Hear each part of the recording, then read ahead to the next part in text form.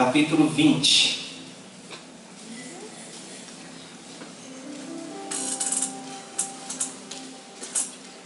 Quem se recorda o que o pastor Milton pregou domingo passado? Eu não vou pedir para erguer o braço, não. Mas o pastor Milton com certeza, né? Eu também me recordo. Ele pregou aquela passagem onde Davi chama o servo e pergunta se há alguém da família de Saul, não é? Isso. Mas qual que era o tema principal na mensagem? A palavra graça, não é isso? E eu fui muito abençoado com essa palavra. E eu gostaria também de falar um pouco mais sobre graça. Por isso eu escolhi uma parábola de Jesus agora. Está no capítulo 20, a partir do verso 1, e diz assim. Nós vamos ler do 1 ao 16. Pois o reino dos céus é como um proprietário que saiu de manhã cedo para contratar trabalhadores para sua vinha. Ele combinou pagar-lhes 1 denário pelo dia e mandou-os para sua vinha. Por volta das 9 horas da manhã, ele saiu e viu outros que estavam desocupados na praça. Ele lhes disse: vão também trabalhar na minha vinha, e eu lhes pagarei o que for justo. E eles foram. Saindo outra vez por volta do meio-dia e das 3 horas da tarde, fez a mesma coisa. Saindo por volta das 5 horas da tarde, encontrou ainda outros que estavam desocupados. Ele lhes perguntou: por que vocês estiveram aqui desocupados o dia todo? Porque ninguém nos contratou, responderam eles. Ele lhes disse: vão vocês também trabalhar na vinha. Ao cair a tarde, o dono da vinha disse ao seu administrador: chame os trabalhadores e pague-lhes o salário, começando com os últimos contratados e terminando nos primeiros. Vieram os trabalhadores contratados por volta das 5 horas da tarde, e cada um recebeu 1 denário. Quando vieram os que tinham sido contratados primeiro, esperavam receber mais. Mas cada um deles também recebeu 1 denário. Quando receberam, começaram a se queixar do proprietário da vinha, dizendo-lhe: esses homens contratados por último trabalharam apenas 1 hora. E o Senhor os igualou a nós, que suportamos o peso do trabalho e o calor do dia. Mas ele respondeu a um deles: amigo, não estou sendo injusto com você. Você não concordou em trabalhar por 1 denário? Receba o que é seu e vá. Eu quero dar ao que foi contratado por último o mesmo que lhe dei. Não tenho direito de fazer o que quero com o meu dinheiro? Ou você está com inveja porque sou generoso? Assim, os últimos serão os primeiros, e os primeiros serão os últimos. Feche os seus olhos mais uma vez. Soberano e eterno Deus, obrigado, Pai, por esta palavra. Fala, Senhor, aos nossos corações e nos abençoe, Senhor. Em nome de Jesus, amém.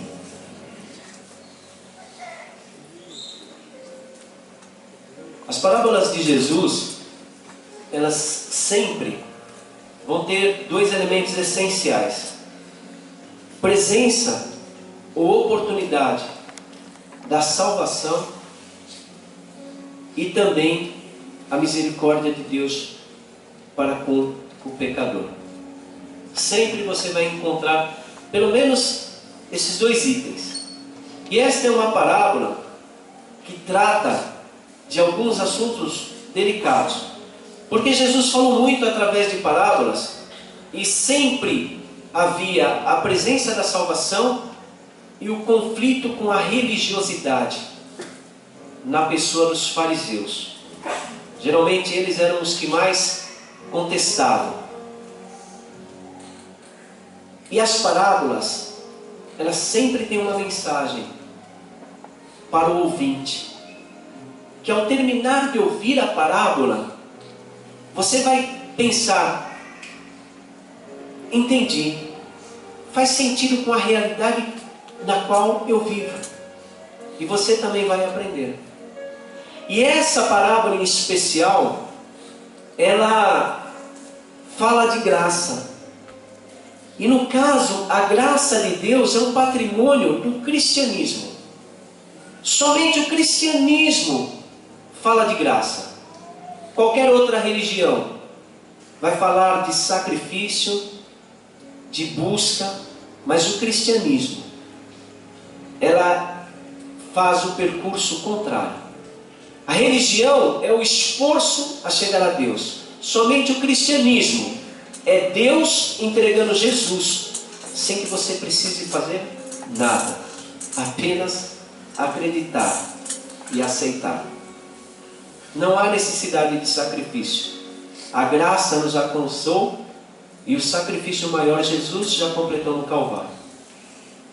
É isso que nos diferencia.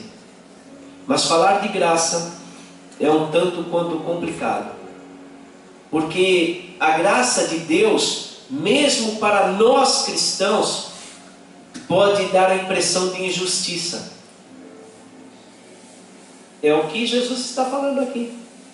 Porque um homem tinha um terreno e saiu logo cedo e contratou alguns homens e colocou para trabalhar.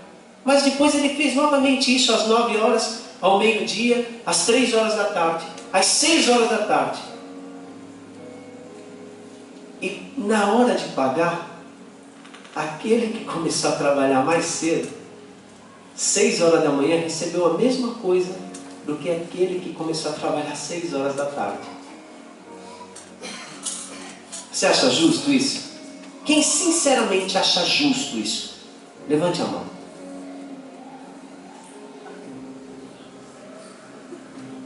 Difícil. Nós achamos injusto. Imagine você lá, 6 horas da manhã, aquele sol na nuca, e você capinando, carregando pedra. Hein, Jamil? O dia todo. Daqui a pouco você vai lá, come sua marmitinha, e volta, e vai. Chega no final do dia, você recebe uma moeda. E o camarada que chegou do seu lado, lá no final do dia, não carregou nada, não recebe igual. Essa parábola, ela fala da graça. E a graça envolve pelo menos 3 palavras que nós temos dificuldade de aceitar, ou melhor, de viver. Ela fala de justiça. Quem somos nós para julgar? Nossa visão é muito curta, não é? Quando julgamos, erramos. Ela fala, além da justiça, de soberania. Deus é soberano. Quantas vezes nós questionamos? Por que agora? Por que eu? Por que assim? Por quê? Por quê? Deus aqui, no final da parábola, está dizendo: o dinheiro é meu. Você vai querer dizer para quem que eu devo dar? Quanto eu devo dar? Você está dizendo para mim que eu não tenho que ser generoso? Que eu tenho que dar 10 centavos em vez de R$1 só porque ele começou a trabalhar? O dinheiro é meu. Então essa parábola fala de soberania, e nós temos dificuldade em entender soberania. Essa parábola fala de justiça, e num mundo onde há tanta injustiça, onde há tantas pessoas querendo fazer justiça com as próprias mãos, quando a palavra de Deus diz que Deus é a nossa justiça, nós mesmos, quantas vezes nós crentes apelamos e queremos votar a favor da pena da morte? É assim que passa em nosso coração. Passa isso. Principalmente quando há um crime horrível, brutal.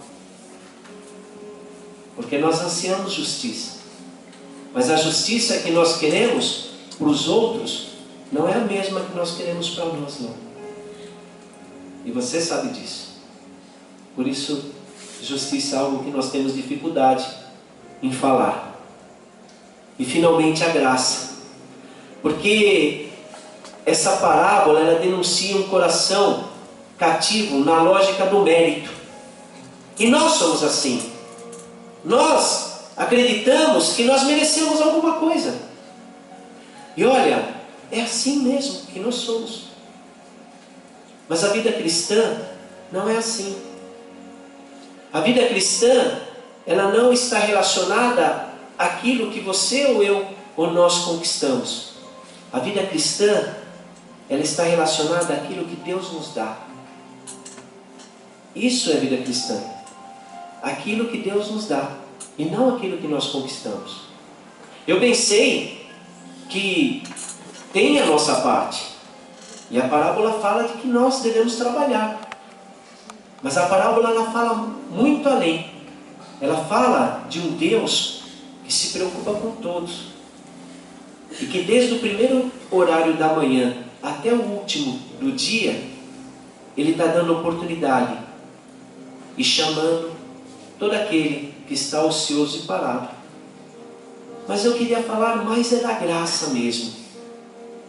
Desse Deus que opera com essa lógica da graça, sem merecer ganhar, e não do mérito.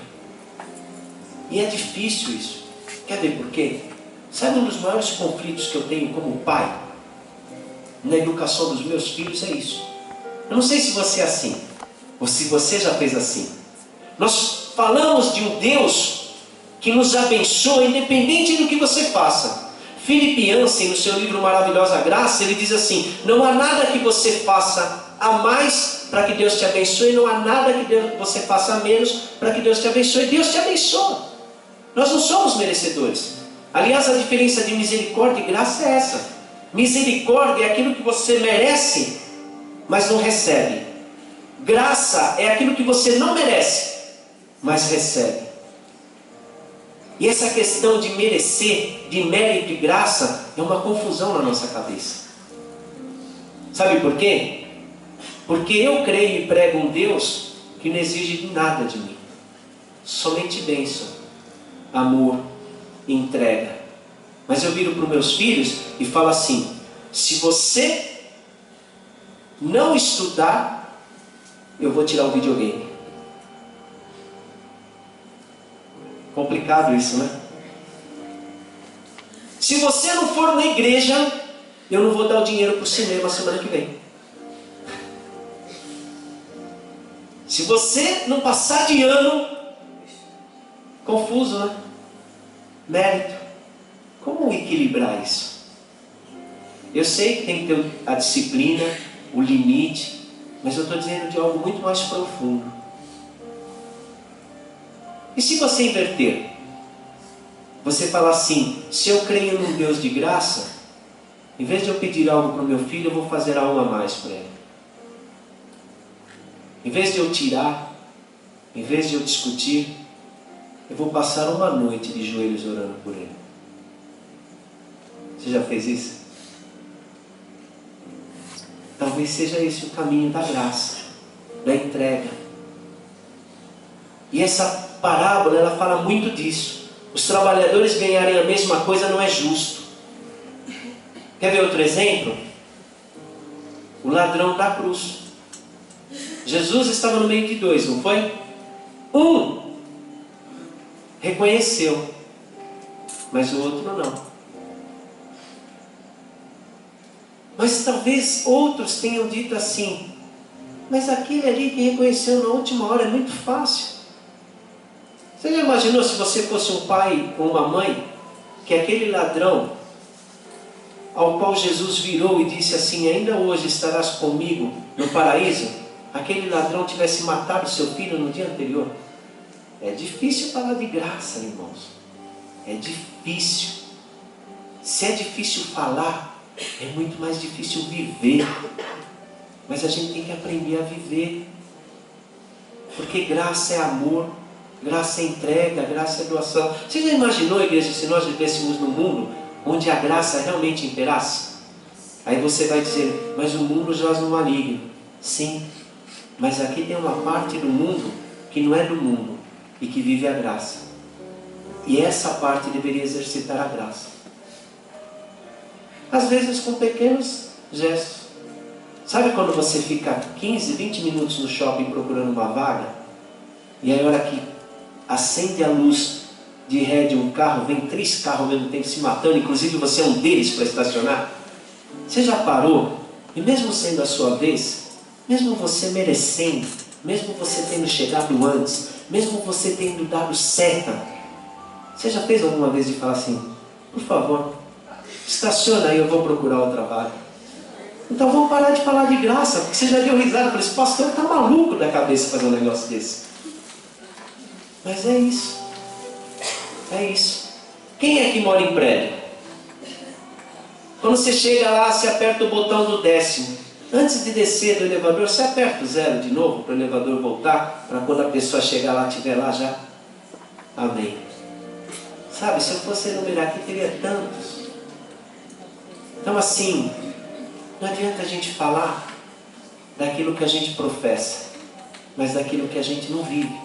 E a gente precisa viver mais a graça, porque o nosso Deus é um Deus de graça, é um Deus de amor. E nós temos que jogar essa mentalidade diabólica fora, de que eu trabalho mais, eu ganho mais. Isso é egoísmo.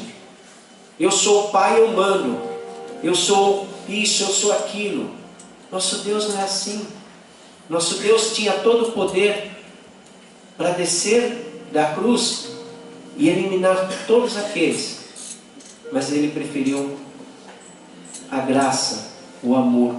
E às vezes nas nossas atitudes nós não agimos com graça. E é difícil falar de graça. Então, eu queria que você refletisse um pouco mais nos seus relacionamentos, tratando as pessoas com graça.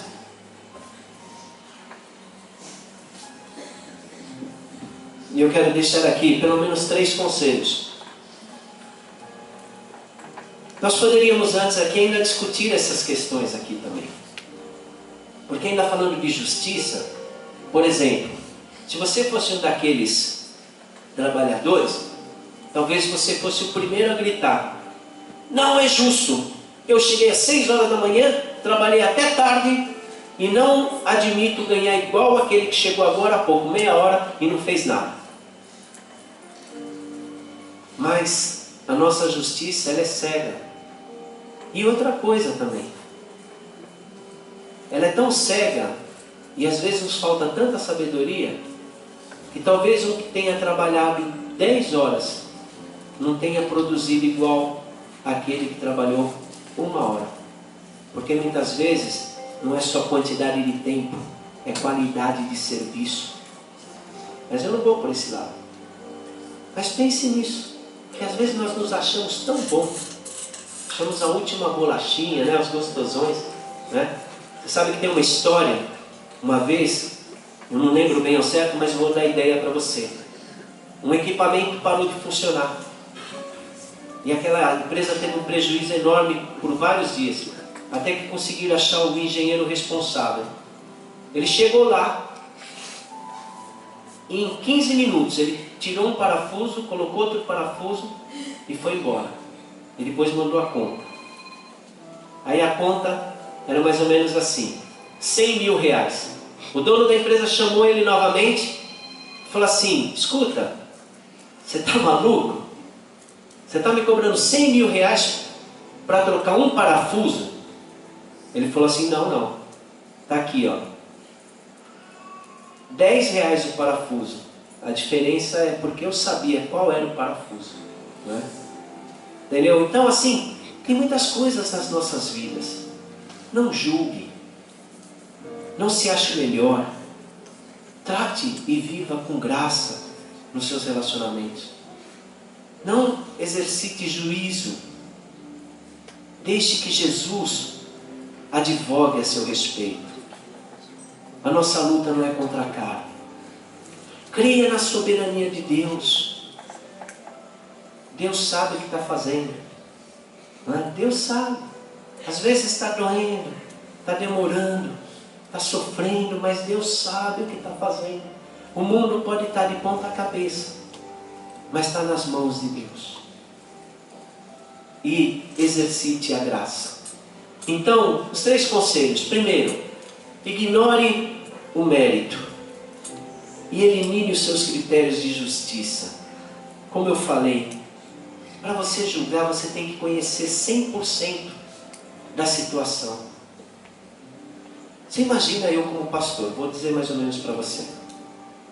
Eu vou aconselhar um casal. Aí vem a mulher e fala. Se eu parar ali, eu vou fazer um julgamento certo? Não.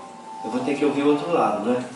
E mesmo assim é muito difícil, porque eu não enxergo o dia a dia. E às vezes nós somos assim, nós julgamos. E aí nós colocamos o mérito. Ah, porque eu não merecia isso, ou porque eu merecia mais, ou porque eu merecia menos. Jogue tudo isso fora e exercite graça. Não julgue. Para julgar, como eu disse, você tem que conhecer 100%. E sempre para nós, a nossa visão é muito curta. Sempre vai faltar algo, alguma informação. E simplesmente, o mais importante no julgamento, vai faltar sabedoria. Então deixe, entregue a Deus. Ignore o mérito. Lembre-se quem você é. Ignore. E haja com graça, com amor, com gratidão. Deixe Jesus, o justo juiz que julga com retidão. E mesmo Ele não julga. Ele ama e perdoa. E muitas vezes nós julgamos, condenamos, excluímos, tiramos as pessoas das nossas vidas. Não faça isso. Não importa o quanto você mereça, ou o quanto você deixa de merecer. Haja com gratidão, haja com graça. Segundo, viva seus relacionamentos além da misericórdia. Nós sabemos que a injustiça existe. Todos nós sabemos. O difícil é quando ela chega em nós. Aí nós nos rebelamos. Aí nós queremos fazer e resolver com as próprias mãos. E muitas vezes, na busca da justiça, nós passamos por cima da compaixão, da misericórdia, do amor, do perdão. Não importa se em algum momento você foi injustiçado. E às vezes a injustiça acontece dentro da casa. Às vezes você olha para sua filha, para o seu filho e fala assim: poxa vida, não está sendo justo o que ele está fazendo comigo. Às vezes você, filho, você olha para o seu pai e fala: meu pai não está sendo justo comigo. Mas não se vingue. Derrame graça. Estreite o relacionamento, perdoe, haja com misericórdia. Vá além da misericórdia. Abrace, ame. Haja com graça. Haja como Deus age com você. Haja como Deus agiu com aquele trabalhador que chegou por último. Colocou em primeiro. Mas nós não. Quando alguém nos prejudica, a gente não quer nem colocar por último. A gente quer colocar longe dos nossos olhos. Some que eu não quero nem te ver. Não faça isso. Exercite o perdão. Dê o melhor lugar. Quando eu comecei aqui, eu avisei que é difícil falar sobre graça. Não é fácil. Para mim também não é. Não é fácil. Nos meus relacionamentos sou igual a você. Às vezes o sangue ferve. Às vezes eu acho que eu mereço alguma coisa. Às vezes eu chego a pensar que eu sou diferente, eu sou melhor do que alguém. E às vezes eu tento praticar justiça com a própria mão. Às vezes eu esqueço que Deus é soberano. Não. Jogue fora o mérito. E viva os relacionamentos além da misericórdia. Mas tenha compaixão, amor, perdão e graça. E terceiro, viva sempre na lembrança de quem você é. Você é um filho de Deus. E se você vive essa graça, essa dádiva, você tem que repartir e derramar essa graça sobre a vida dos outros. De todos, inclusive dos seus inimigos. Jesus poderia, eu creio, não concordar com muitos ali, com alguns religiosos, com o soldado que o feriu. O próprio Jesus chamou alguns de raposa, sepulcros caiados. Mas tem uma coisa: quando ele morreu por todos. E muitas vezes nós excluímos alguns das nossas vidas. Derramamos graça sobre aqueles que nós achamos que merecem, mas sobre outros não. Não. A graça é sobre todos. Até mesmo o inimigo, se for o caso. Até mesmo aquele que talvez o tenha ofendido, prejudicado, magoado. Viva os seus relacionamentos, lembrando-se de quem você é. Você é um filho de Deus. Exerça a bondade e a graça de Deus. Eu quero encerrar dizendo, igreja, que na verdade, num mundo onde, num país conhecido como a lei do Gerson, que todo mundo gosta de levar vantagem, né? É tão difícil falar de graça. Mas essa parábola, eu quero que você saia daqui hoje lembrando disso. Se você sair daqui com essa mensagem no seu coração, não importa se você ganha ou se você perde. O que importa é que Deus te ama. Às vezes ganha, às vezes perde. Isso não vai ser diferente. Mas uma coisa é certeza: Deus te ama. Isso é o mais importante. Aliás, o reino de Deus é um reino que ele fala assim, que muitas vezes quando nós achamos que estamos ganhando, é que nós estamos perdendo. E quando nós estamos perdendo, é que nós estamos ganhando. Então não vá no corredor do mundo, mas vá na contramão da graça. Reveja seus valores, reveja suas atitudes. Acorde amanhã uma pessoa cheia de graça e que derrame graça, como Deus tem feito com todos nós. Não espere mais nada de ninguém.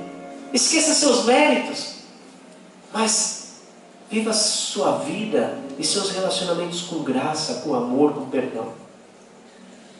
Pense nisso. Feche os seus olhos.